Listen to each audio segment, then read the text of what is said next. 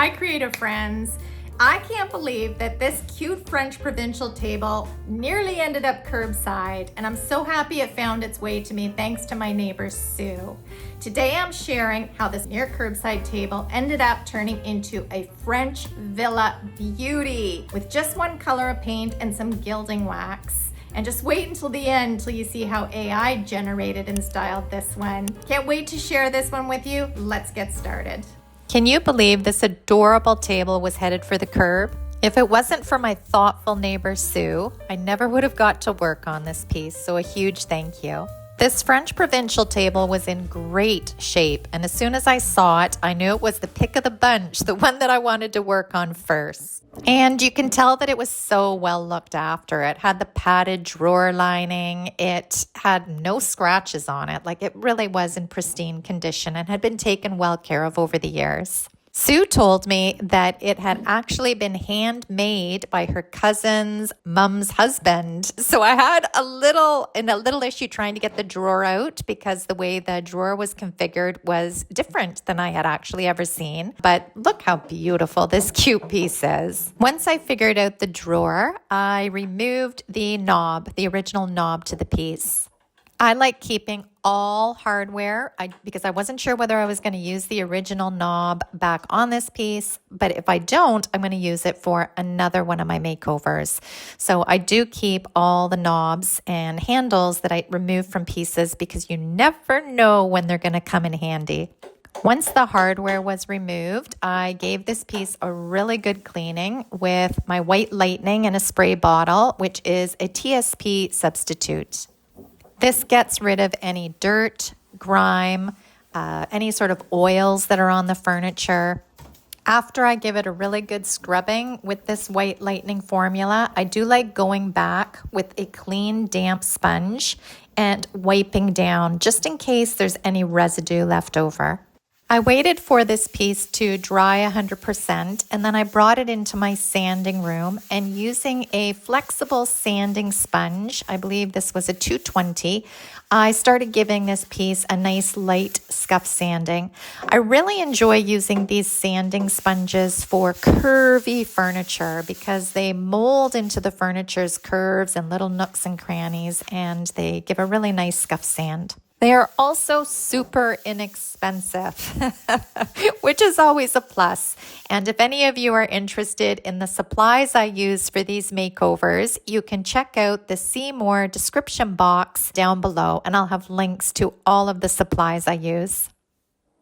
I also want to demonstrate that a regular 220 piece of sanding paper works just as well, and especially well on the flat surfaces. So I just like wrapping it around a block of wood or a sanding sponge block, and give the flat surfaces a nice light scuff sanding as well. If you don't have a sanding sponge and you want to get around all those curves, you can also just remove the block and use the curves of your hand and the regular sandpaper to get all the little nooks and crannies. Personally, I much prefer the sanding sponges. It just makes it so much easier. Once the piece was 100% scuff sanded, which literally took all of 5 minutes, I used a microfiber cloth to wipe off all the dust. Now let's create some French country chic with some Would You Bend. I found these two Would You Bend designs in my stash, and the one is just the middle part of a piece, and the other is the full design. Would You Bend is very customizable, and you can make individual one-of-a-kind pieces by cutting them up and piecing them together. So what I did was I measured the back plate, finding the center. And adhering Would You Bend is super easy. You need some heat. So whether it's a heat gun, hair dryer, hair blower, just warm up the Would You Bend until it starts being flexible. And you can just maneuver it and it feels softer in your hand. So I heat it up with my heat gun. Then using just a traditional Type Bond wood glue, I apply it to the back, making sure that I cover every area of the Would You Bend. After I applied the wood glue on the entire back of this wood molding, I placed it dead center on the back plate and pressed down to adhere. When I had it perfectly placed, I used some clamps to clamp it in place while the wood glue dried. And to finish off the adhering process, you just blast it with a little bit more heat. For the smaller would you bend design, I wanted it middle of the drawer just to glam up this drawer a little bit. So what I did was I drilled a hole dead center so I could line it up with the existing hole on the drawer. And aren't these moldings awesome? You can drill them, you can sand them, you can stain them, paint them, gild them. There are so many things that you can do with these. Oh, and I should mention that they're 25% off if you're interested in giving them a try. And I'll include the link in the description box down below. I don't know how long this will last for because it's over on the Dixie Belle site, but 25% off I think is awesome. Using the hole in the drawer that the knob was in and the hole that I drilled in this would you bend design, I centered it up on the front of the drawer and I did the exact same process. I added the wood glue to the back. I heated it up, added the wood glue to the back, placed it exactly where I wanted it, and then blasted it with some extra heat. Now it's time for some French Villa goodness. I decided to use the Silk all-in-one mineral paint because it has a built-in primer and a built-in top coat, which saves me time and money. This is a great beginner-friendly furniture paint. And this is a new color, and it's always fun trying new colors. They came out with, I think it's called a French countryside collection, and I believe it has 6 new colors in it, if I'm not mistaken. But this is a beautiful neutral, this French Villa. I thought it was French vanilla. I didn't even realize that it was French Villa until my second coat, until I was painting the second coat of paint. I don't know. It's funny when you read things and you just read what's in your brain and really not on the label. I don't know if any of you guys have done that, but this is a beautiful neutral. I'd say it's a grayish. It's a gray with brown, warm, beigey undertones. So beautiful, beautiful neutral. Because it's an all-in-one formula, I make sure to give it a really good mixing so all the properties are mixed in together before using it. And I have to apologize. Here I'm applying the paint onto the drawer and the would you bend molding. However, my camera settings were all wonky this time around. And I'm hoping my video editor can kind of fix this up so you guys get a better view of the color. But the settings were all really askew. So I don't think you're getting the real true color as I'm painting this on.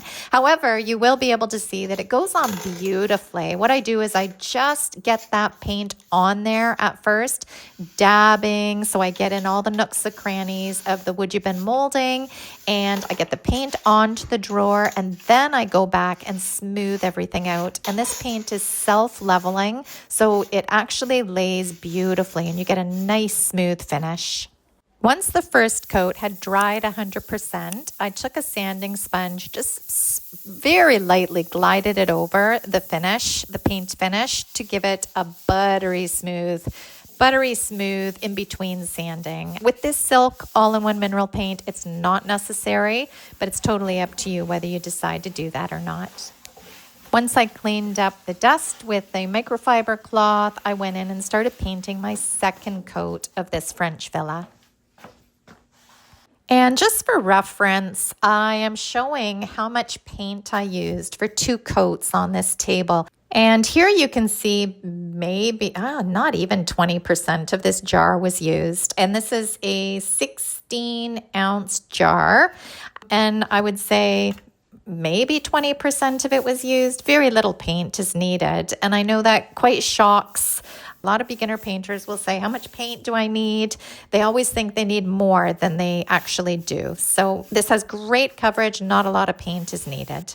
The next day, after I let the 2 coats of paint dry 100%, I came back down to glam up this table. And here I'm using antique gold gilding wax. I brought out a stenciling brush that fit right into the grooves of this table, and also an artist brush. And using the 2 brushes, I added the gilding wax all around the scalloped edge and also on the wood you bend. I don't mask anything off because so long as I'm using the correct size brushes, I don't need to. I'm just very careful. I hit the hard edge with the bristles on the artist brush, but I'm leaning that brush up against the curve so it actually is stabilized and it creates a nice straight line.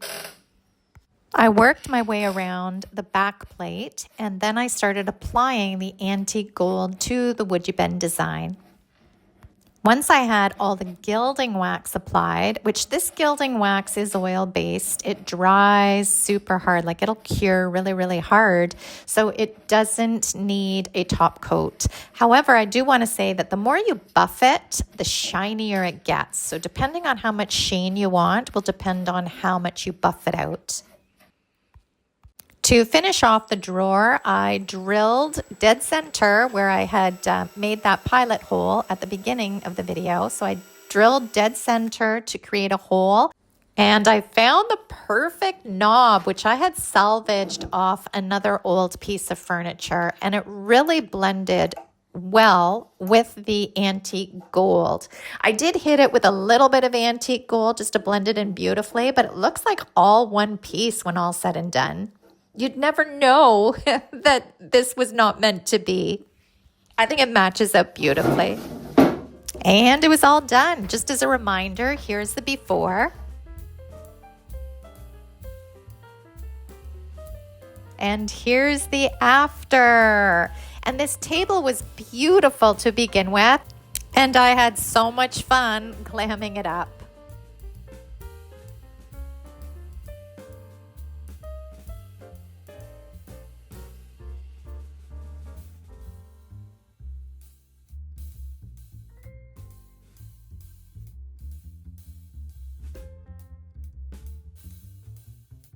And just for fun, I asked AI to generate this table in a French setting, and here's what we got. I think it looks fabulous, and I can't wait to hear what you think of this makeover. So there she is. She went from almost curbside to French villa glam.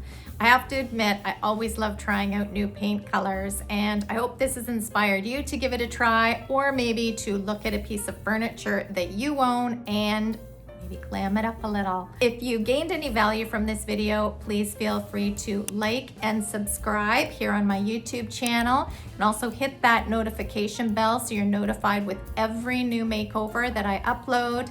I always love hearing from you, so please leave a comment down below. I read every single one of them.